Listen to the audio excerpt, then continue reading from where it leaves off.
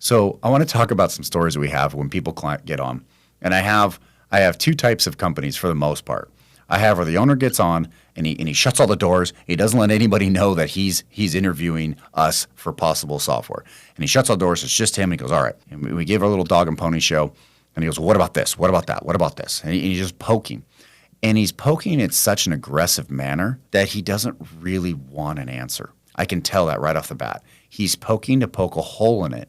And as soon as he pokes a hole in it and it doesn't go to his line of thinking, he goes, yep, not for me, and he can get out. And then he feels good about himself that he tried to look for something. He tried to find an organizational chart. It didn't work. And he goes, sorry, guys, we got to go with where we were at.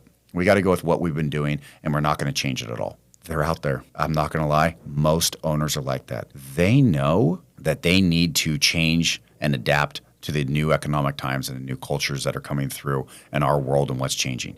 They know they need to do it, but they're scared of what could be on the other side. So they will actually waste their time, interview different companies that could propel them, and then poke holes in it to the point that they go, see, it's not for me, and then they feel comfortable sitting inside of where they're at, inside their safe space, their little home right there in their little nucleus, and saying, nope, that's just right where I need to be. I'm not going to lie. Those companies are probably not going to be around in 5 to 10 years, or in 5 years, they're going to get a nasty wake-up call. They're going to end up having to exponentially change their company, shock the culture of the employees inside that company to try and make up for all that lost time that they had. We've watched it time and time again.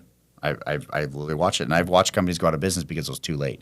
No matter how much they pulled up, they were driving their company into the ground. There's nothing they could do about it. And so when we talk about fear of the unknown, I really want to drill down in further into that. What really is the fear of the unknown? And I'm going to tell you right now, it's lack of vision. And that's what it is. It's your lack of vision.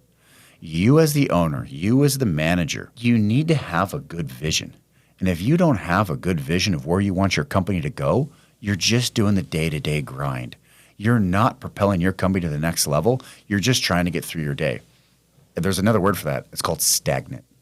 And you never want to be stagnant. You want to be constantly evolving. So now that we've encapsulated it, you know the word vision. What does vision mean? You got to have a vision of where you want your company to go, and then you got to find the steps necessary to go for it. Your vision could be many different things. You could have a vision to have increased employee morale. You could have a vision that I want to scale my company. You could have a vision that says, I want more value to our clients, so when they call us, they just know we are the best. You could have a vision to clean up the work environment so it just feels better for employee morale. There's so many different things you can do with a vision. And I highly suggest you only pick one at a time, or you're going to spread yourself too thin. Because as much as we hate to admit it, we do have our day-to-day grind that we need to get through every day. We got to answer our emails. We got to sign the paychecks. We have to go through all those steps. And they're cumbersome. They're tedious. And they're there for a reason. It's not like we're doing it just to fill the void. They're there for a reason. But I really want you guys to focus on your vision.